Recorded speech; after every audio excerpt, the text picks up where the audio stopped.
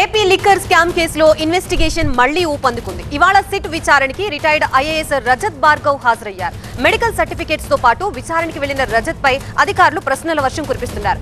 ఎవరి ఆదేశాల్ని పాటించారు, ఏ నేతల ఇన్వాల్వ్ అయ్యారు, వారిచ్చిన ఆదేశాలేంటి, మీరు చేసిందేంటి అంటూ పదుల సంఖ్యలో ప్రశ్నలు సంధించారు అధికారులు. హోటల్ మేనేజ్మెంట్ లో గ్లోబల్ కెరీర్ ప్లాన్ చేస్తున్నారా? అంతర్జాతీయ చదువు, ఫారెన్ జాబ్ ఛాన్స్ కోసం ఇండియా నంబర్ 1 హోటల్ స్కూల్ IIHMలో జాయిన్ అవ్వండి. మాజీ ఎంపీ విజయసాయిరెడ్డికి మరోమారు సిట్ నుంచి పిలుపు వచ్చింది. రేపు విచారణకి హాజరు కావాలంటూ విజయసాయికి ఇప్పటికే నోటీసులు ఇచ్చారు అధికారులు. ఉదయం 10 గంటలకి రావాల్సిందిగా నోటీసుల్లో పేర్కొన్నారు. ఇప్పటికే ఏప్రిల్ 18న ఒకసారి విచారణకి హాజరయ్యారు ఆయన. గత విచారణలో సంచలన వ్యాఖ్యలు చేశారు. లిక్కర్ అక్రమాల్లో ప్రధాన సూత్రధారి కేసిరెడ్డి రాజశేఖర్ రెడ్డి అని ఆరోపించారు. మద్యం పాలసీపై తన సమక్షంలోనే 3 సార్లు సిట్టింగ్లు జరిగాయని, కానీ ఆ పాలసీతో తనకి సంబంధం లేదన్నారు విజయసాయిరెడ్డి. మరి రేపటి విచారణలో ఇంకెలాంటి షాకింగ్ విషయాలు వెల్లడిస్తారా అన్నది ఇప్పుడు ఆసక్తికరంగా మారింది. మరోవైపు లిక్కర్ స్కామ్ కేసులో కేసిరెడ్డి రాజశేఖర్, చెవిరెడ్డి భాస్కర్ రెడ్డి సహా మొత్తం 11 మంది అరెస్ట్ అయ్యారు. ప్రస్తుతం ఇదే అంశానికి సంబంధించి మనకి పూర్తి అప్డేట్స్ ఇవ్వడానికి మా ప్రతినిధి వసంత్ సిద్ధంగా ఉన్నారు. వసంత్, ఇవాళ సిట్ విచారణకి రిటైర్డ్ ఐఏఎస్ రజత్ భార్గవ్ హాజరయ్యారు. ఆయన్ని ఎటువంటి ప్రశ్నలు సంధించారు అధికారులు, అలాగే ఆయన ఎటువంటి ఆన్సర్స్ ఇచ్చారు, అండ్ ఈ కేసుకు సంబంధించి ఇదే లాస్ట్ నిందితుల్ని విచారించడం, ఇదే లాస్ట్ విచారణ అని చెప్పేసి కొన్ని వార్తలు వినిపిస్తున్నాయి. అది ఎంతవరకు నిజం? అప్డేట్స్ ఏంటి? సో దాదాపుగా లిక్కర్ స్కామ్కి సంబంధించి కీలకమైనటువంటి ఆధారాలు ఇప్పటికే సిట్ సేకరించింది. అందులో భాగంగానే ఇప్పటికే రజత్ భార్గవ గతంలో ఆయన గత ప్రభుత్వంలో ఎక్సైజ్ శాఖ స్పెషల్ సెక్రటరీగా పనిచేశారు. ఆయనకి సంబంధించినటువంటి గతంలో కూడా విచారణ కొనసాగింది. అలాగే ఇదే కేసులో విజయసాయిరెడ్డికి సంబంధించి కూడా విచారణ జరిగింది. వారిని మరోసారి రావాలంటూ సిట్ ఆదేశించినటువంటి నేపథ్యంలో సో ప్రస్తుతం సిట్ కార్యాలయంలో ఆయనకి సంబంధించినటువంటి విచారణ కొనసాగుతోంది. గత వారం రోజులుగా కూడా సిట్ అధికారులు ఈ లిక్కర్ స్కామ్కి సంబంధించినటువంటి వ్యవహారంలో ప్రిలిమినరీ ఛార్జ్ షీట్ను దాఖలు చేసేందుకు రంగం సిద్ధం చేస్తున్నారు.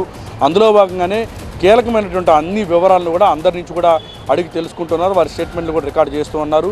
దాదాపుగా ఈ కేసు పూర్తిగా ఒక కొలిక్కి వచ్చిందని కూడా సిట్ భావిస్తున్న నేపథ్యంలో ఇప్పటివరకు 40 మందిని నిందితులుగా చేర్చారు. అయితే ఈరోజు రజత్ భార్గవ్కి సంబంధించి విచారణకు పిలవడానికి ప్రధాన కారణం ఆ రోజు లిక్కర్ స్కామ్కి సంబంధించి జరిగినటువంటి మొత్తం వ్యవహారం వెనుక కూడా రజత్ భార్గవ్కి సంబంధించి పూర్తిగా అవగాహన ఉంది. మరోవైపు ఎక్సైజ్ శాఖకు సంబంధించినటువంటి స్పెషల్ సెక్రటరీగా ఈయన పనిచేశారు. అయితే ఏపీబీసీఎల్కి సంబంధించినటువంటి స్పెషల్ ఆఫీసర్గా వచ్చినటువంటి సత్యప్రసాద్, అలాగే వాసుదేవ్ రెడ్డి ఎండీగా ఉన్నటువంటి వీరిద్దరి కన్సర్న్లో రాజకేశ్ రెడ్డి నేతృత్వంలోని మొత్తం లిక్కర్కి సంబంధించినటువంటి దందా నడిచింది.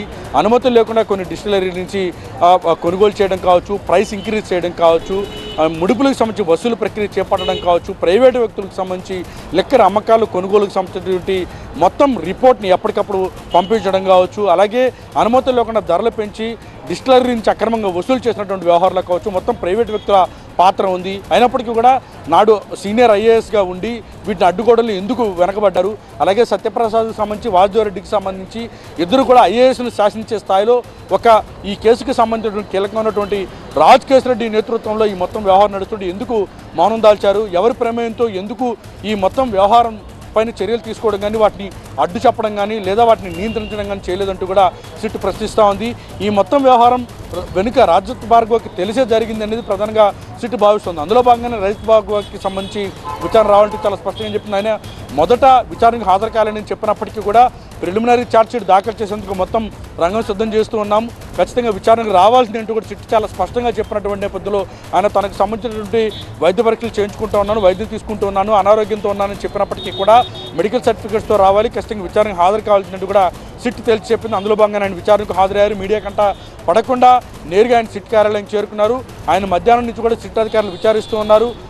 ఏదైతే ఈ లిక్కర్ స్కామ్కి సంబంధించినటువంటి కర్త కర్మ క్రియ కేసిరెడ్డి రాజశేఖర రెడ్డి అని గతంలో విజయసాయిరెడ్డి చెప్పారో, ఈ కేసిరెడ్డి రాజశేఖర రెడ్డి కనుసరణలో మొత్తం వ్యవహారం నడిచినప్పటికీ కూడా ఎందుకు ఈ యొక్క వ్యవహారాన్ని అడ్డుకోవడంలో రజత్ భార్గవ అడ్డు చెప్పడంలో ఎందుకు వెనకబడ్డారు, ఎందుకు ఎక్కడా కూడా వాటిని నియంత్రించలేదని ప్రధానంగా సిట్ ప్రశ్నిస్తోంది. ఈ మొత్తం లిక్కర్ స్కామ్కి సంబంధించినటువంటి ప్రమేయంలో రజత్ భార్గవ్కి సంబంధించిన రోల్ ఏంటనే కొనలో కూడా ప్రస్తుతం సిట్ ఆరాధిస్తోంది. ప్రస్తుతం సిట్ కార్యాలయంలో విచారణ అయితే జరుగుతోంది.